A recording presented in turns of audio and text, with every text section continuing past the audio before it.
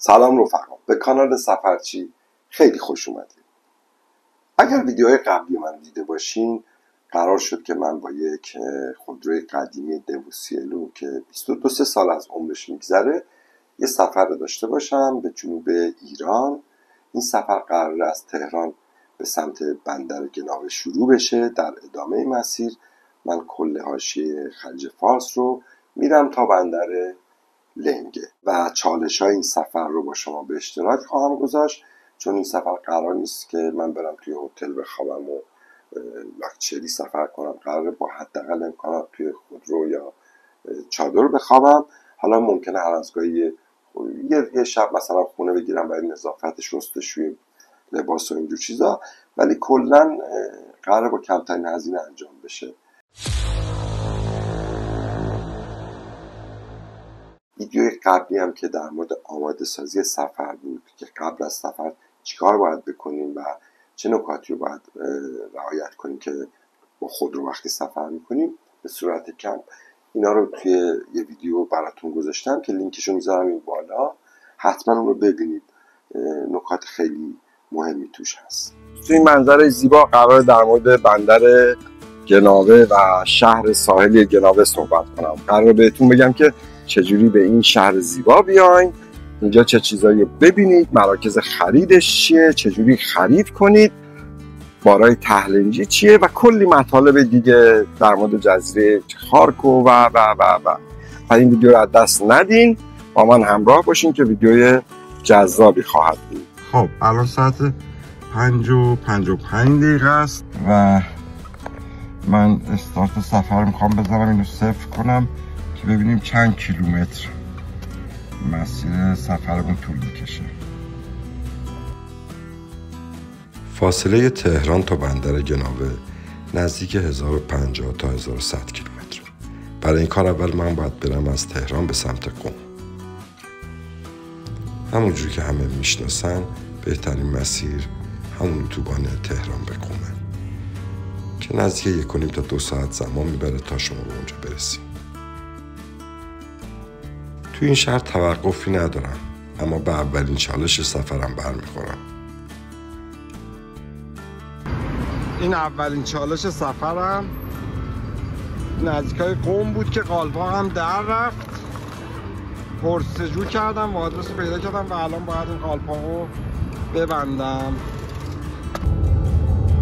بعد از اینکه از قم خارج شدم یه مسیر 300 کیلومتری دارم تا اصفهان. میرم به سمت اصفهان تا ظهر برسم اونجا و بتونم یه استراحتی کنم. با اینکه میتونستم از کمربندی اصفهان ادامه مسیر بدم، اما تصمیم گرفتم تو اصفهان توقف کنم. مگه میشه تو اصفهان بیای و بریونی اینجا رو نخوری؟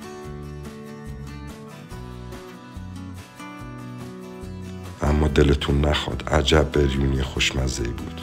جای همتون سبز.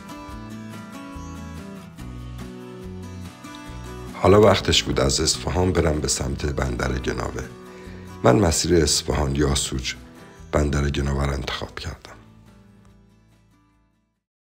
در مورد جاهای تاریخی بندر گناوه چند تا نکته رو من بهتون بگم. بندر گناوه که قبلا به نام بندر جنابه یا جنابا شناخته می شده، یک خدمت چند هزار ساله داره. چند جای تاریخی داره که لازم نیست خودتون اذیت کنید. جامعه محلی اونجا جامعه کوچیکه، میتونید بپرسین و باشون ارتباط بگیرین، بهتون خواهند گفت کجاست. یه آتیشکده وجود داره اونجا به نام بابا گلو که توی 18 کیلومتری شهر گناوه قرار داره. یه چند تا تپه تاریخی داره. یه مقبره بیبی مریم داره که آثار خط کوفی هم روش هست. اینا هم بازم اطراف شهر، همه اینا نزدیکه. اما یه نکته‌ای وجود داره. به خاطر موقعیت جغرافیایی اونجا و شرایط آب و هوایی، این آثار تاریخی اونجوری که باید خیلی سالم نموندن به خاطر فرسایش خاک و باد و اینجور داستانا. اما دیدنش خالی از لطف نیست. میتونید برید ببینید و ازش لذت ببرید. اینو بگم، بهترین کار اینه که شبو توی یاسوج کمپ کنید، توی جای امن مثل پمپ بنزین. اول صبح راه افتادم به سمت بندر گناوه. بهتون بگم نگران اقامت نباشین. کلی جا برای مسافرها هست و هتل و اقامتگاهی که میتونید توش راحت خونه بگیرین یا کمپ کنید.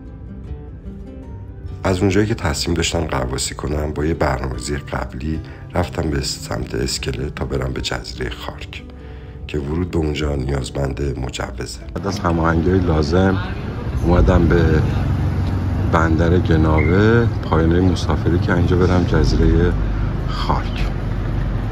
یه باربی که اینجا و میلکیه با این وسیله ها هم پروازی کنم ببینیم که توی خارک چه خبره. ورود به جزیره نیازمند مجوزه، یعنی باید یه نفر از جزیره دعوتنامه براتون بفرسته. بعد مراجعه میکنید به اسکله، اسمتون رو لیست مسافرها هست. بلیت میگیرین و بریم به سمت اتوبوس‌های دریایی سوار میشین. موقع رفتن هیچ کنترل خاصی انجام نمیشه. از بندر گناوه و بندر بوشهره که فقط میتونید به جزیره خارک برین با این اتوبوس‌های دریایی که هر روز از این دوتا بندر یه اتوبوس دریایی میره و برمیگرده. موقع سفر به جزیره خاک بار غیر مجاز با خودتون نبرین که دچار دردسر میشین، چون تو ورودی خیلی کنترل شدید روی بار مسافرها هست. پیاده شدم و وسیله‌امو گذاشتم کنار خیابون و یه تماس کوچولو اومدن یه تاکسی. کلی پراید اینجا هست که وظیفه جابجایی مسافرها رو دارن. این ماشینای وطنی کوچولو فکر کنم حالا مهمون ما هم. خب من اومدم به جزیره خارک، الان تاکسی پیاده شدم. یه میشه گفت شهر کوچیک. البته امروز جمعه است و همه جا تعطیله. یه میدون داره، میدون امام، که هر کی میخواد آدرس بده از اینجا آدرس میده، میدون امام. اومدم اینجا که یکی از دوستانم بیاد دنبالم و با هم بریم برای غواصی. جزیره خارک عرض 4 کیلومتری و طول 8 کیلومتری داره و کلی صنایع پتروشیمی و نفت توش قرار دارن و میشه گفت یکی از مهمترین جاهاییه که نفت ایران به دنیا صادر میشه و خیلی اهمیت ویژه اقتصادی داره. جزیره خارک یکی از بسترهای مرجانی بی‌نظیر رو داشت، اما متاسفانه تو سالهای اخیر به خاطر ضایعات پتروشیمی و صنایع نفتی کلی آسیب دیده. به پیشنهاد دوستان تصمیم گرفتم یه جای خیلی خوب برم غواصی.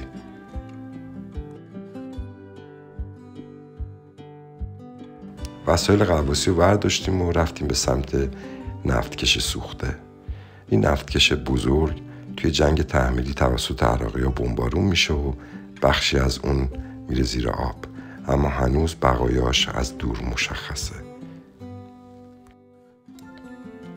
این نفتکش بزرگ که روزی وظیفش حمل نفت بود تبدیل شده به یه زیستگاهی برای موجودات دریایی و حتی غواصی کردن. تجهیزاتم رو پوشیدم و با شنا کردن رفتیم به سمت نفتکش. ما الان میخوایم بریم پایین، اونجا فیلم میگیرم براتون. اینجا خارکه و با هماهنگی زیادی اومدم اینجا از زحمت دوستان. بریم پایین چه خبره.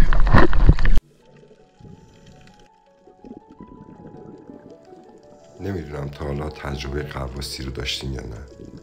من خیلی از جاهای دنیا غواصی کردم،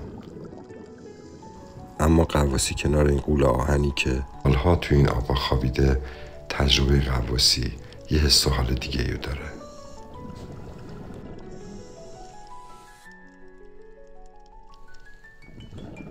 با یکم دقت هنوز میتونی آثار باقی مونده از کشتی رو به راحتی پیدا کنی. پیچایی که بعد از این سالها هنوز سالمن و زنگ نزدن.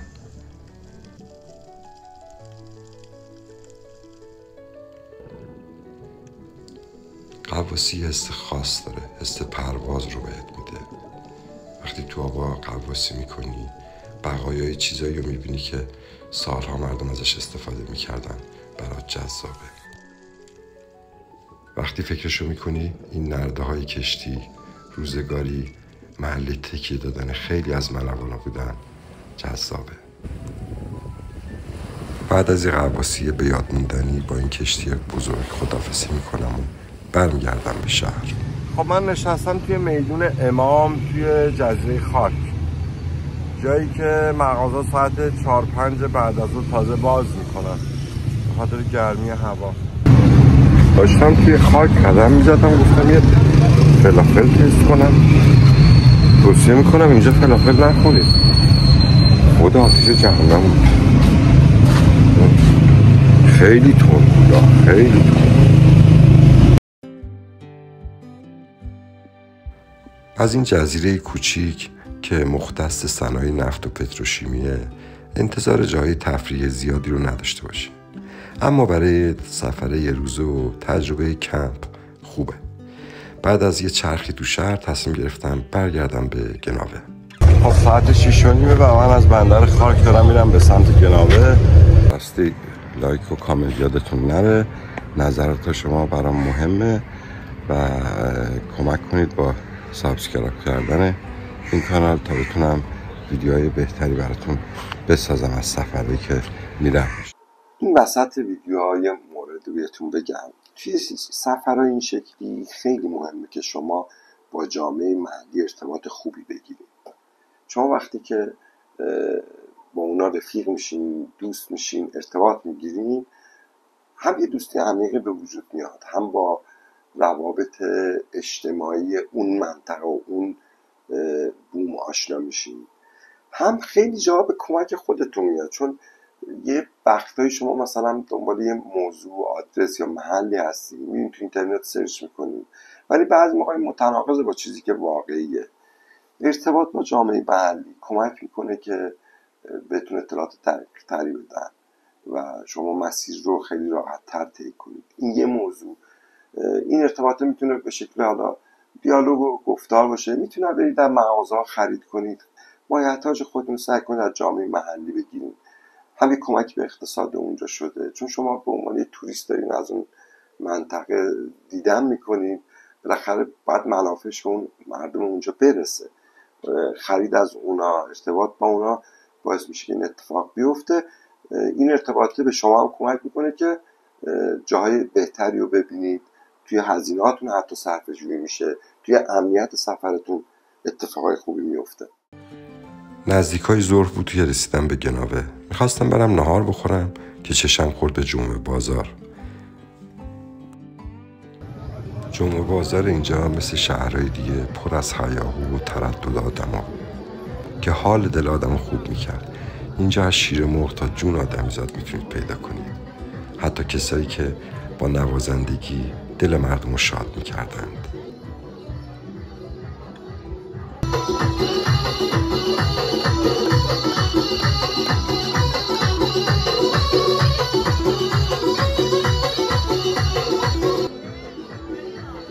از بازار خارج شدم تا برم کمپ کنم و یه ناهاری بخورم تا برگردم مجدد به بازار.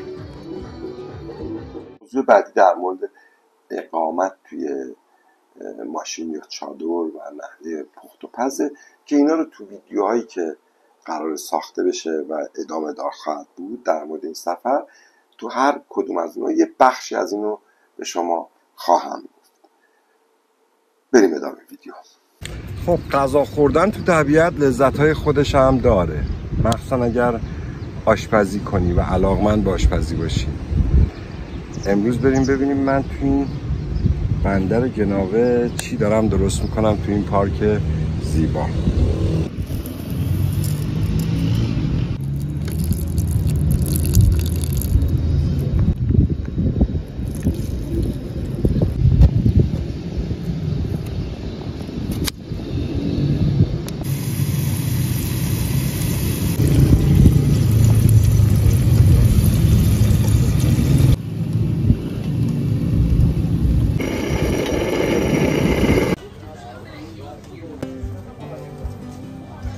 توی نوار خلیج فارس از بندر گناوه شروع میشه تا بندر لنگه کلی شهرهای ساحلی شما میتونید پیدا کنید که لوازم بفروشن.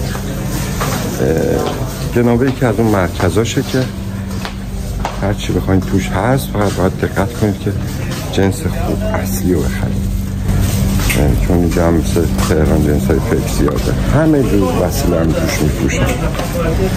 اگر این موقع بحث خریدتون بود، جنابه گزینه مناسبی هست. خب الان من اومدم توی یکی از مغازه های جنابه، توی یکی از پاساژا. اینجا من بعضی از لوازم میدیدم که کیفیتشون ظاهرا شبیه هم بود ولی تو دیجیکالا ارزون تر بود. برام سوال شد، از فروشنده محترم این مغازه پرسیدم، الان یه برنده خیلی نکته جالبی رو گفت مثلا این برند یه برند خب معروفه توی مثلا این ریشتراش میشناسن همه توی دبی و اینا رو شهروندای دبی برای اهالی خودشون سفارش میدن و با کیفیت خوب ساخته میشه. حالا یه تاجر میاد میره این برندا رو با کیفیت پایینتر رو تعداد بالا برای فروش توی بازار کل ایران میگیره. این باعث میشه که قیمتش میاد پایین و شما این کالایی که مثلا ایکس تومن اینجاست میبینید تو دیجیکالا ارزون تره یا تو فروشگاه آنلاین. دلیلش اینه. اینجوری نیستش که فکر کنید چرا اینجا قیمت ها گرونه. اینا در مورد بارای ته‌لنجی خیلی شنیدید.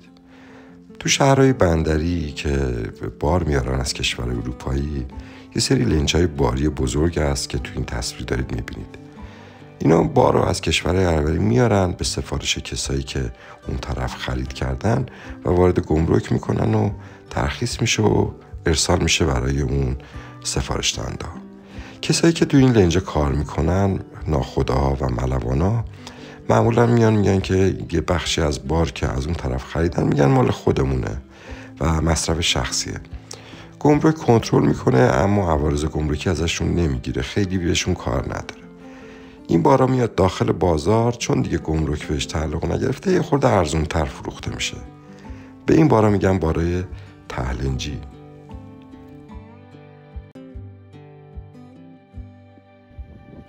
سفر به بندر گناوه رو حتما بهتون توصیه میکنم. چه بخواین بیاین خرید کنید، چه بخواین بیاین از این بندر زیبا لذت ببرید و استراحت کنید که کلی مردم خونگرم و باحال داره.